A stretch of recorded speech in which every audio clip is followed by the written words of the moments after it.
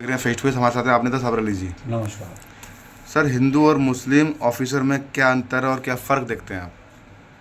देखिए, हिंदू और मुसलमान ऑफिसर में जो फ़र्क है वो फ़र्क बड़ा अजीब व गरीब है। किसी भी धर्म में सभी लोग गलत नहीं होते और सभी लोग ठीक नहीं होते, लेकिन आजकल जो हिंदुस्तान में एक आग लगी हुई है सिर्फ और सिर्फ ये कि मुसलमान गद्दार है, मुसलमान गद्दार है। इसके लिए आप पहले की वीडियो देखिए।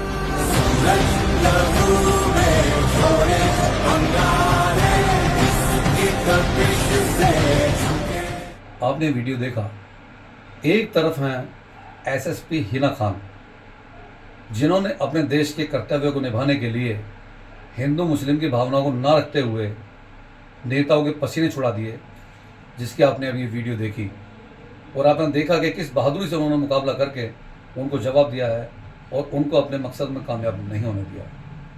दूसरी तरफ आप देखिए हिना खान जी के, दूसरी तरफ आप देखिए कि हमारे ही इंडिया की फोर्स के ऑफिसर पूनम पांडे हैं, जो रिश्वत लेते हुए भी सरेआम पकड़ी गई, गलत भाषा का दुरुपयोग उन्होंने किया और हमारे देशवासियों को परेशान करने का भी उन्होंने अच्छा खासा ठेका लिया हुआ है। तो ये फ़र्क हिंदू और मुसलमान में है। मुसलमान को अगर कोई ताकत बख्शी जाती है, बड़े ओहदे पर बिठाया जाता है, तो उस गरिमा का पूरी तरीके से वो सम्मान करता है, कभी उसको ठेस नहीं पहुँचने देता और देश हित में काम करता है। हिंदू मुस्लिम मुस्लिम माहौल पर राज बब्बर ने टिप्पणी की, इस पर क्या कहेंगे आप? देखिए, राज बब्बर जी ने जो कहा है वो बिल्कुल ठीक कहा है, क्योंकि इसका एक गवाह मैं खुद भी हूँ। मेरा गांव हमारे हिंदू भाइयों का ये गांव कहलाता है, मुस्लिम बहुत कम है। लेकिन मेरे कुछ कहने से पहले आप राज बब्बर जी की ये जरा वीडियो देखिए। शहर में पैदा हुआ हूं, जिस शहर में मैंने मुसलमान को, मुल्ला को राम राम कहते हुए सुना है और हिंदू को जब गमछा बांध के जमुना के किनारे से निकल रहा होता है तो कहता है मौलाना साहब सलाम वालेकुम, मैं उस खसखस लटका आदमी हूं। ये बात आगरा की नहीं है, ये बात उस मोहब्बत के शहर की है जिसको नफरत की प्रयोगशाला की तरह से इस्तेमाल किया जा रहा है।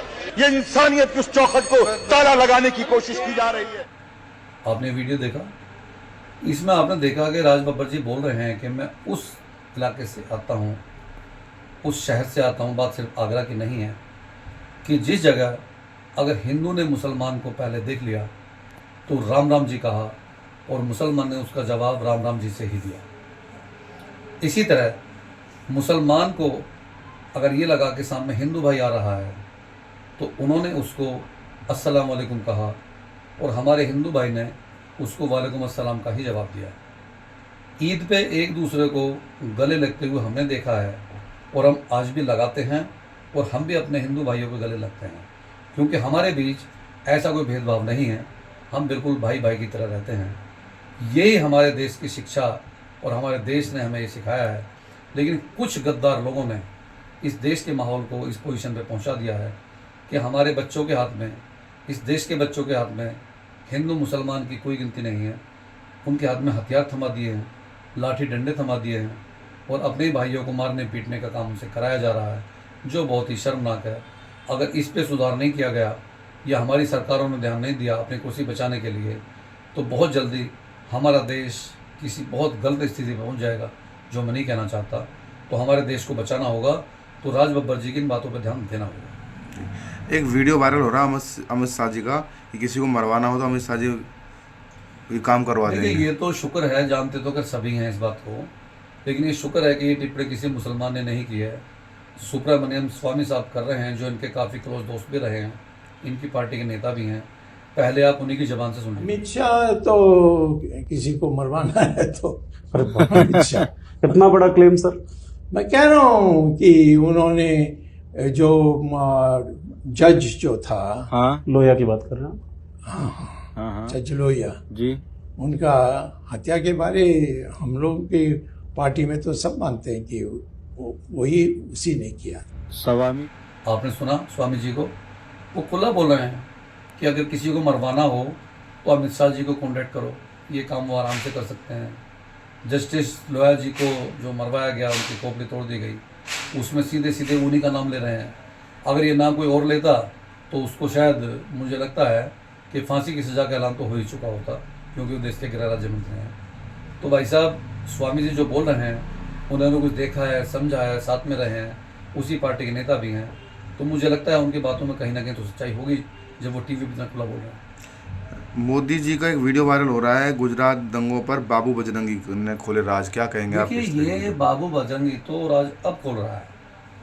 ये तो पूरे देश की जनता को शुरू से मालूम था कि गुजरात दंगे का जो कनेक्शन था वो सीधे सीधे मोदी साहब से था, क्योंकि ये उस वक्त वहाँ पर मुख्यमंत्री थे और सवाल जवाब उसी बंदे से किए जाते हैं, उसी सरकार से किए जाते हैं जिसकी सरकार होती है, किसी और से आप नहीं कर सकते। इसके लिए पहले आप ये वीडियो देखिए। सब ऑन भी कर रहे थे और उसके बाद में सब दौड़ दौड़ के पुलिस के पास भी जाते थे। हम लोग तो जो उनका एक वहाँ पे सलीम करके एक था जो नरोड़ा पार्टी का थोड़ा दादा माना जाता था, वो तो सब जीप के अंदर घुस गया था, सब फाड़ गया था, जीप के अंदर घुस गया था। तो पुलिस हम खुद उसको पकड़ के खींच के बाहर लाए। तो बोलता है पुलिस वालों बोलता है बोले इसने मारी ना, उसको बोले मार ही डालना, जिंदा छोड़ेंगे तो बयान देगा ना बोले। उसको थोड़ा दूर ले जाके पूरा कर दिया, क्योंकि दादा ये जीता रहेगा तो बोले पुलिस की जीप पे घुसा था, बाहर निकला, कुछ नहीं किया। बताइए, जिस दिन पाट्याकांड हुआ वो तो अयोध्या से दिल्ली विल्ली आ गया था, जहाँ भी आगे आपको पता होगा। पाट्याकांड जिसमें उस दिन शाम को या दूसरे दिन नरेंद्र भाई पाटिया है, बताइए। नरेंद्र भाई पार्टी आके गए, पर वो फिर वो बनाव पे इसके लिए नहीं आ गए, उसके साथ में कमांडो रहता है, तो बनाव पे नहीं आया, पर पार्टी आके उत्साह देके चले गए और लोगों का उत्साह बढ़ाया। नरेंद्र भाई उत्साह बढ़ा के चले गए टीम के साथ में। और जब भी रात को आधी रात के बाद दूसरे दिन जो चालू हो जाएगा वापस, तो नरेंद्र भाई उसके लिए आए थे। वो पूरे अहमदाबाद में घूमे थे, जहाँ जहाँ मियाँ है ना वहाँ इसके लिए घूमे थे। हिंदू में, यहाँ मुसलमान रहते हैं, यहाँ हिंदू रहते हैं, तो हिंदू में जाके आया कि नहीं अच्छा किया और करो। ये जेल गए तो जेल में आप बताइए ना, छुड़वाया किसने, बताइए इनको कैसे छुड़वाया? हमको तो जेल से नरेंद्र भाई ने छुड़वाया, उन्होंने जज बदले और जज बदल के फिर नरेंद्र भाई ने सेटिंग की और नरेंद्र भाई ने हमको छुड़वाया, तो हम नहीं छूट सकते। पहला जज आया था धोलकिया जी था, उन्होंने बोला कि बाबू भाई बजेंगे तो फांसी होनी चाहिए 4-5 बार, एक बार नहीं, और फाइल फेंक दी सब। फिर दूसरा आया तो दूसरा ने हमारा को यही बताया कि नहीं इनको फांसी होनी चाहिए। फिर तीसरा 4.5 महीना हो गए। फिर नरेंद्र भाई ने हमारे को संदेशा भेजा ठहर जाओ, मैं अभी सेटिंग करता हूँ, अभी टाइम निकल गया है। फिर उन्होंने अक्षय मेहता करके एक जज को भेजा, जज ने फाइल नहीं देखी, नहीं बोले जाने ग्रैंडेड, और सब जेल खाली कर दी वहां, बाहर आ गए लोग। तो वो ये काम हम तो भगवान इसके लिए मानते कि इनके काम के लिए आज हमको बोले, हिंदुत्व के लिए हम मरने तैयार है। हमारी एफआईआर में लिखा गया है एक प्रेग्नेंट थी, उसको हमने चीर दिया, उनको बताया कि क्या होता है कि हम लोग को तुमने मारा है तो हम तुमको क्या प्रतिक्रिया दे सकते हैं, हम खिचड़ी कड़ी वाले नहीं है। आपने वीडियो देखा, आप ये बताइए, इसमें वो सीधा सीधा बोल रहे हैं कि मोदी जी ने दंगाइयों का जाकर के हौसला बढ़ाया, उनका साहस बढ़ाया। उनको ऐसा करने से पहले ये जरूर सोचना चाहिए था कि एक हिंदू मुसलमान ना करके वो खुद भी एक इंसान है और एक प्रदेश के जिम्मेदार मुखिया हैं, उनको ये भेदभाव नहीं करना चाहिए था। ऐसा करके उन्होंने कोई अवार्ड देने वाला काम नहीं किया है, बल्कि देश को और प्रदेश को बदनाम करने वाला काम किया है, जिसकी हम और पूरा हिंदुस्तान कल्पना भी नहीं कर सकते। किसी भी मुख्यमंत्री या प्रधानमंत्री को ये सब बातें शोभा नहीं देती, क्योंकि सभी के मंत्री और मुख्यमंत्री होते हैं, किसी एक के नहीं।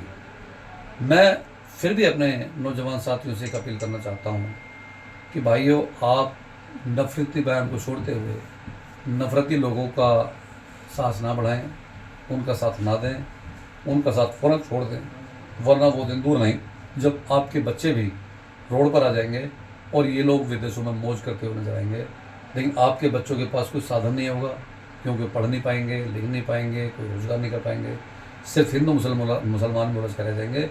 उनको मेहरबानी करके इस घातक बीमारी से बाहर निकालिए, तभी देश का, हमारा और आपका भला होगा। इसी के साथ जय हिंद, खुदा हाफिज, अस्सलाम वालेकुम।